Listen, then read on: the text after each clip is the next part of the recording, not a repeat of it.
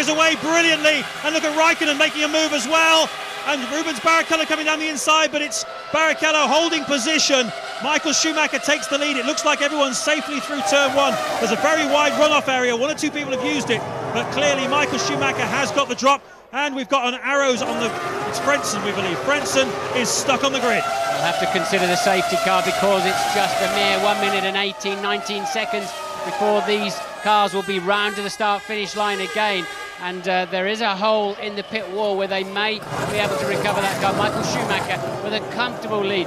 Kimi Räikkönen was a winner at the start. He passed Montoya, and Coulthard also getting a good start. So the two McLarens very well away, but Michael Schumacher best of all. And look, a clear lead for him then. Räikkönen stays in fourth at this time.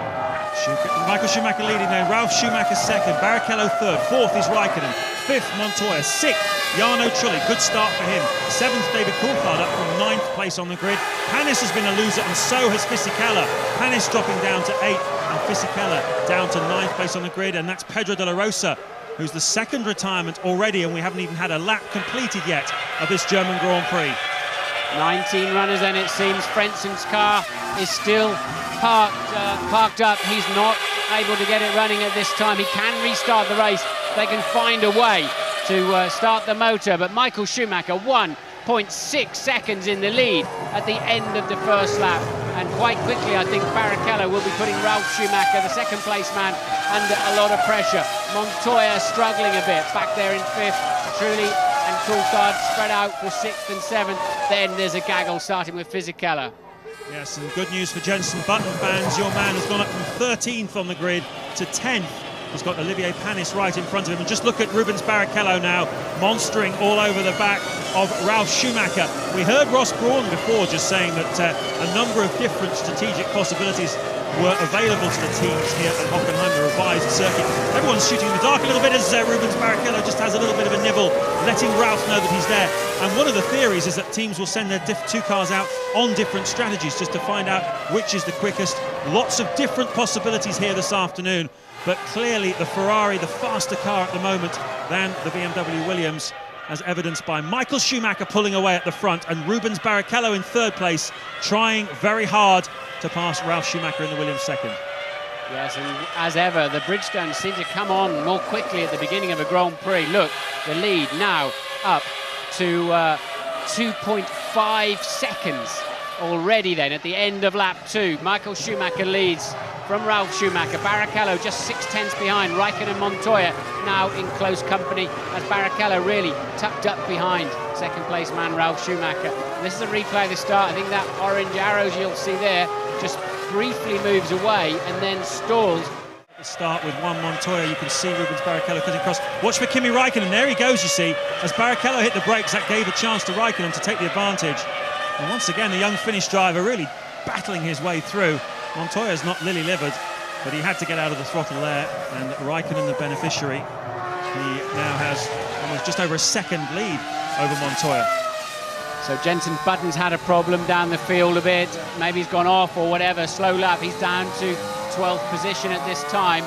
You're back on board with Montoya, he's currently running 5th, but he's already 8.8 seconds at the end of lap 5 behind race leader Michael Schumacher. It is really, well, it's too easy for Michael at the moment, isn't it? Long way to go yet, though. 61 laps still remaining here at Hockenheim. A variety of different strategies likely to be at play here this afternoon. So an awful lot can still happen. The other big loser at the start, incidentally, Jacques Villeneuve in the BAR, went from 11th down to 15th. He's now clawing his way back up. He's 13th at the moment. It's really having to tread carefully, Montoya. You saw the back end of the car so easily sliding out there in the new complex section. And Montoya without a lot of rear grip, no doubt about that. Certainly not, as you said at the beginning of the programme, James, not had a stellar weekend. And went off in his final attempt at qualifying, went off again this morning in the warm-up on the same lap, and seems not to be able to hook that car up as he slides up the inside of a lapped Frentzen. Frentzen now 3 laps down, 2 when his car wouldn't start, and another as they've swept past him. Yes, interestingly, Gerhard Berger, who's the director of BMW, sporting director, was saying last night that, generally speaking, they find that when they come to a racetrack, one of the two drivers tends to like it more than the others. As we look at a replay of the Renault and the VAR going wheel to wheel, this is where we expected a lot of daring moves and overtaking moves. That is Villeneuve and Button, and who will be teammates next year. They will indeed, and has allowed the Jordan of Sato to get alongside as well. That's the battle for 12th place at the moment. Villeneuve ahead of Sato and Button. Just a little bit of a nudge there for Jensen. That's a welcome card, is it, to the new team? I think so, isn't it? I think that's Jacques and the spinner behind him, which clearly must have been Irvine. De La Rosa already out of the race. So, yeah, Villeneuve putting a good move there on Jensen Button. Button now down to 14th as Sato slipped past too. As I was saying, Gerhard Berger just mentioning that the drivers tend to like one circuit more than the others, and this seems to always, this weekend, have been a circuit which suited Ralf Schumacher better. He adapted right from first practice on Friday to it, got the car tuned in. Montoya always looked like he was struggling and never really looked in qualifying like he was going to find the form which has seen him to 5 straight pole positions. Raikkonen then under increased pressure. He made a mistake into the Sachs curve at the end of the previous lap, locked his left front wheel, enabling Montoya to get a much closer look at his rear wing and gearbox. There's a long straight out. Once again, McLaren have not been fast in a straight line. It's an Achilles heel they've had all season, and if Montoya gets anywhere near a decent slipstream, he'll surely have a great chance to pass Raikkonen. But Raikkonen seems to have a new level of confidence, speed and energy since his run at the French Grand Prix, which he could so easily have won. And then Trulli and this big pack, and look at this! It's Montoya. That's Montoya having a go at Raikkonen round the outside into the hairpin. They're side by side as they were at Magny-Cours a couple of weeks ago. Raikkonen recovers, looking in his mirrors as well as looking forwards. Just look at this stuff. Fantastic. Raikkonen having to get very defensive, but keeps the racing line, but gets out of shape. Gives him such a great shot towards the stadium.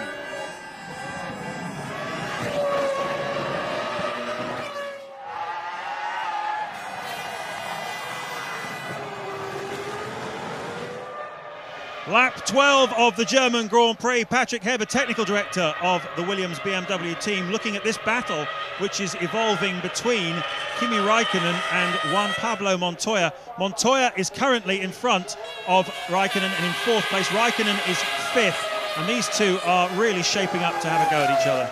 Yeah, for sure. We're going to see an action replay anytime soon of some very close action between these guys. And I think this is a fight we're going to see for many years to come. Kimi Räikkönen and Juan Pablo Montoya set to be the champions of the future, no doubt about that. And I'm hoping that we'll get that played in, because some super action, super commitment, nobody wanted to yield. But in the end, Räikkönen having to give up on his 4th place. Yes, it's interesting. Last week in France, there was the moment, wasn't there, where Michael Schumacher had Montoya and Räikkönen either side of him coming out of the hairpin. It was the great man, if you like, the leader of the pack, the benchmark driver of his era, and the two guys most likely to take his crown off him, all together on the same track at the same time, and the two young guys having a go at him. It was a wonderful moment in France last week, and I think we're going to see it again quite a bit, as you say. But this is unusual. Michael Schumacher's lead has now fallen down to just 4 seconds. He lost a second the lap before, another 1/4 second the one just finished. And for some reason, Ralf Schumacher and Barrichello both coming back at him, and all of them lapping 3 seconds a lap faster than the rest of the field. Of course, that involved Montoya and Räikkönen having a scrap through that lap, but what on earth's going on with the different pace through the field is so difficult to explain. And look, Coulthard then, has he got past? Yes, indeed he has. Coulthard has passed Trulli somewhere. So important move for him. And now we're going to see some action as Montoya gets a run up the inside of Räikkönen. Nobody wants to yield. They head to the Sachs curve hairpin, and Räikkönen could so easily have blocked both front wheels and taken the pair of them out. But look at this. I'm not going to give. You'll have to give. I'm not going to. All right, I'll outbrake you around the outside, and just squeezed him in. And really, the older head there of Montoya paying dividends as Eddie Irvine swaps ends for the 2nd time this afternoon.